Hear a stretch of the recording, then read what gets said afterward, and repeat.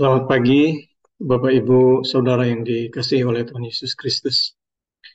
Kembali kita akan merenungkan sebagian firman Tuhan sebelum memulaikan aktivitas panjang hari ini. Namun sebelumnya kita mau memuji memuliakan nama Tuhan.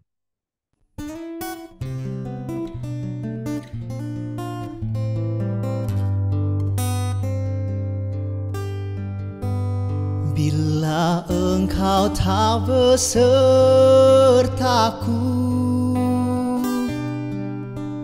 ku tak mau berjalan. Ku perlu Tuhan, pimpin langkahku dengan kasih karunia-Mu. Pimpin langkahku setiap waktu,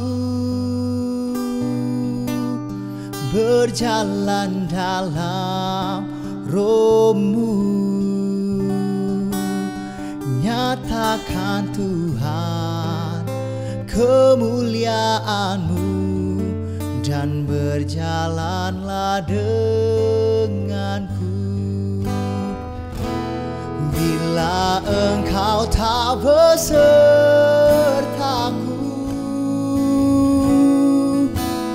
ku tak mau berjalan. Ku perlu Tuhan, pimpin langkahku dengan kasih karunia-Mu. Pimpin langkahku setiap waktu, berjalan dalam Roh-Mu.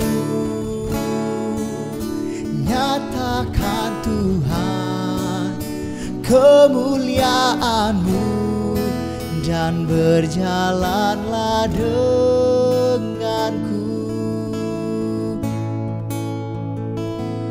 Ku perlukan Engkau Tuhan, ku perlu Kau pimpin langkahku, berjalan dalam Roh-Mu Tuhan. Tuntunlah,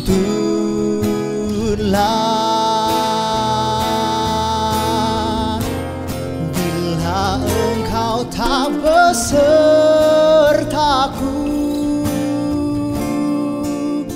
ku tak mau berjalan.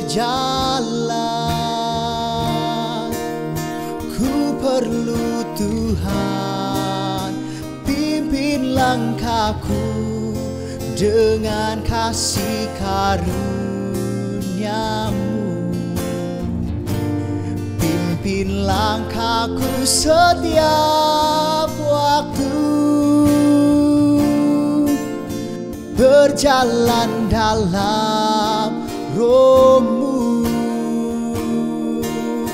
Nyatakan Tuhan kemuliaan-Mu, dan berjalanlah denganku.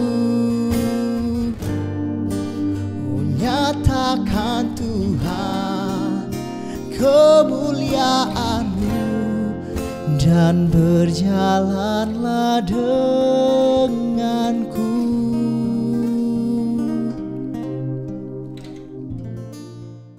Kita berdoa. Terima kasih Tuhan Yesus. Sungguh kami bersyukur kembali kami merasakan perlindungan, pemeliharaan, pertolongan dalam kehidupan kami. Pagi ini kekuatan baru, tubuh yang sehat kami rasakan. Dan sebelum kami memulaikan kegiatan aktivitas, kami mau merenungkan firman-Mu. Tuhan, urapi kami semua dimanapun berada. Terima kasih Bapa di surga, dalam nama Yesus kami berdoa. Amin. Haleluya, puji Tuhan. Bapak Ibu yang diberkati oleh Tuhan, pagi ini subtema kita adalah Tuhan perlu banyak pekerja misi. Kita buka di dalam Matius 9 ayat 38. Saya akan bacakan Matius 9 ayat 38. Karena itu mintalah kepada Tuhan yang mempunyai tuayan, supaya ia mengirimkan pekerja-pekerja untuk tuayan itu.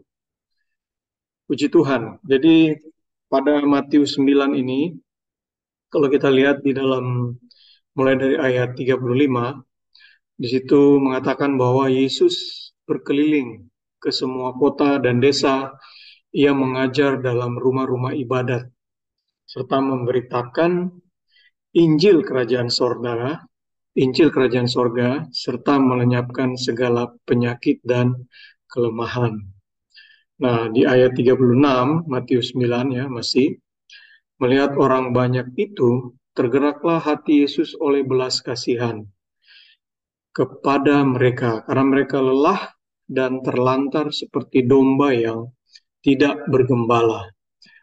Jadi dalam perjalanan ya, Yesus mengajar di beberapa kota, di desa ya, di berbagai kalangan, entah itu muda, entah itu tua, di background ekonomi yang berbeda ya, miskin, kaya dan lain sebagainya. Ya, Yesus merasa tergerak oleh belas kasihan. Dan di sini Yesus memberikan perumpamaan seperti domba yang tidak bergembala. Jadi Yesus melihat orang banyak itu seperti kelelahan ya. Tidak ada domba yang tidak ada gembala yang menggembalakan mereka. Jadi orang banyak ini seperti domba yang lelah dan terlantar. Dan kita tahu di pasal-pasal lain, Yesus mengecam orang-orang Farisi, ya, orang-orang yang seolah-olah memerankan seperti gembala, tapi malah menekan, ya, memberikan banyak sekali hal-hal yang kemudian domba ini seperti tertekan, ya. Itulah konteks menjalani hukum Taurat, dan para domba ini ya, dari ilustrasi yang Yesus sampaikan ini seperti lelah dan terlantar gitu ya. Sehingga dalam hal ini ya, Yesus mencoba mengatakan bahwa dia adalah gembala yang baik ya, yang akan menuntun domba-domba ini ya, yang lelah dan terlantar ini ke suatu tempat yang memang tepat seharusnya ya, rumput yang hijau ya, pada air yang tenang akan membawa domba-domba ini ya, orang banyak itu ke suatu tempat yang memang seharusnya bagaimana gembala membawa domba-dombanya. Jadi bukan dibuat seperti terlantar dan tersesat ya. Dan ini ilustrasi yang Yesus sampaikan. Jadi itulah yang diperankan oleh Yesus ya, sehingga dia berkeliling ya, kalau kita lihat di Matius 9 ayat 35, berkeliling ke semua kota dan desa yang mengajar rumah-rumah ibadat. Nah, kemudian sampailah di ayat 37 ya. Yesus berkata kepada murid-muridnya. Jadi kalau tadi Yesus mengumpamakan bahwa dia adalah gembala, kemudian di ayat 37, Yesus berkata kepada murid-muridnya dan mencoba membuat ilustrasi baru ya, mengatakan bahwa tuayan memang banyak, tetapi pekerja sedikit. Jadi ilustrasi ini disampaikan kepada murid-muridnya bahwa murid-muridnya itu Yesus butuh pekerja ya. Dan di ayat 38 yang kita bawa banyak tadi, Yesus berkata kita minta kepada Tuhan supaya mengirimkan pekerja-pekerja untuk tuayan itu ya. Di Lukas juga berbicara hal yang mirip ya, bagaimana Yesus mengutus 70 muridnya dan mengatakan ilustrasi yang sama ya. Sebelum Yesus datang ke suatu tempat, 70 murid ini perlu mempersiapkan hal ya dalam konteks sebelum Yesus mengajar di suatu tempat. Jadi 70 murid ini mendahului dan mereka diilustrasikan seperti pekerja ya untuk pelayan. Jadi hari-hari ini memang banyak pekerja yang dibutuhkan ya untuk apa?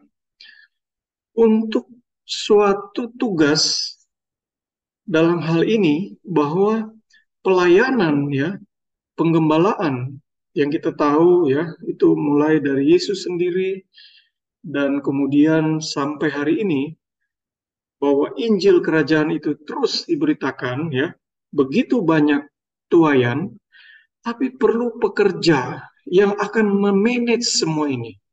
Perlu pekerja yang akan mengatur semua ini dalam suatu konteks pelayanan ya, ministry yang luas dan besar ya.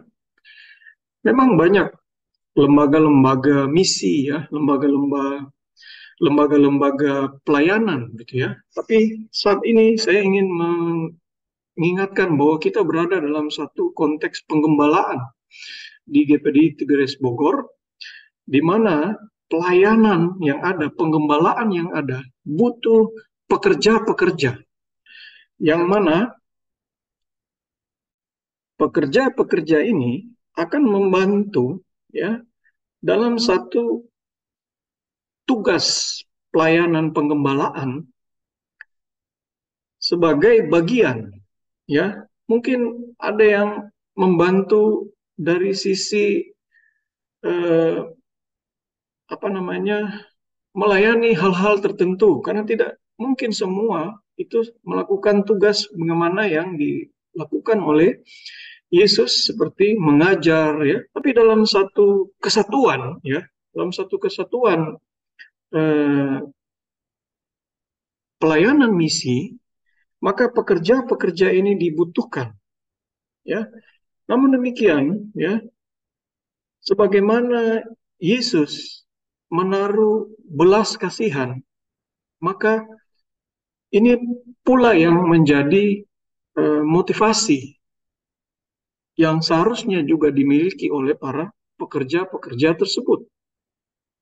Ya ibaratnya ya, begitu masuk dalam tugas pelayanan misi, ya tentunya banyak hal yang perlu dikorbankan. Ya mungkin itu korban perasaan ya. Mungkin kita begitu masuk dalam satu lingkup pelayanan penggembalaan ya, mungkin tugas kita dipandang kecil.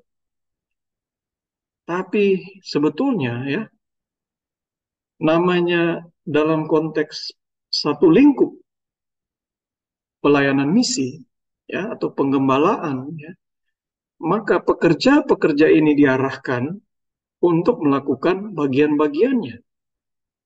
Jangan sampai begitu masuk di dalam tugas pelayanan, tugas misi ini, kemudian baru menemukan suatu masalah sedikit, bawa perasaan ya, baper ya, istilahnya ya, langsung mundur ya. Begitu diperhadapkan dengan tuayan, kemudian diomongkan sedikit ya, disindir sedikit, singgung sedikit, langsung baper ya. Ingat bahwa motivasi kita adalah hal yang sama seperti Yesus, yaitu tergerak hati oleh belas kasihan. Kepada siapa? Kepada orang banyak itu. Kepada siapa? Kepada sekumpulan orang. Entah itu jemaat di dalam konteks GPDI Tigres Bogor, entah itu dalam konteks rayon-rayon, entah itu dalam konteks di lingkungan keluarga dan lain sebagainya. Ya, jadi banyak hal yang bisa membuat kita bisa mundur Tetapi istilah yang digunakan di sini adalah pekerja. Artinya apa? Ya tidak ada pilihan lain. Dengan motivasi yang tergerak oleh belas kasihan, kemudian kita diminta sebagai pekerja, ya, labor itu pekerja, maka itulah yang akan kita lakukan. Dan hari-hari ini, ya, Tuhan Tuhan Yesus Kristus membutuhkan banyak pekerja karena tuaian itu banyak. Puji Tuhan, ya. Kita bersyukur bahwa kita boleh diingatkan, ya. Dan motivasi kita sekali lagi adalah motivasi karena tergerak oleh belas kasihan. Kita berdoa. Terima kasih Bapa di surga. Tuaian memang banyak. Banyak hal yang kami lihat, banyak hal yang kami rasakan. Tapi sebagai pekerja Kristus, tidak ada pilihan buat kami. Biarlah itu kami lakukan dengan sepenuh hati. Mungkin kami mengalami korban perasaan, korban waktu, tenaga, materi. Tapi biarlah itu semua kami persembahkan untuk kemuliaan nama Tuhan. Terima kasih Bapa di surga. Dalam nama Yesus kami berdoa. Amin. Puji Tuhan, Tuhan Yesus memberkati. Di dalam Yesus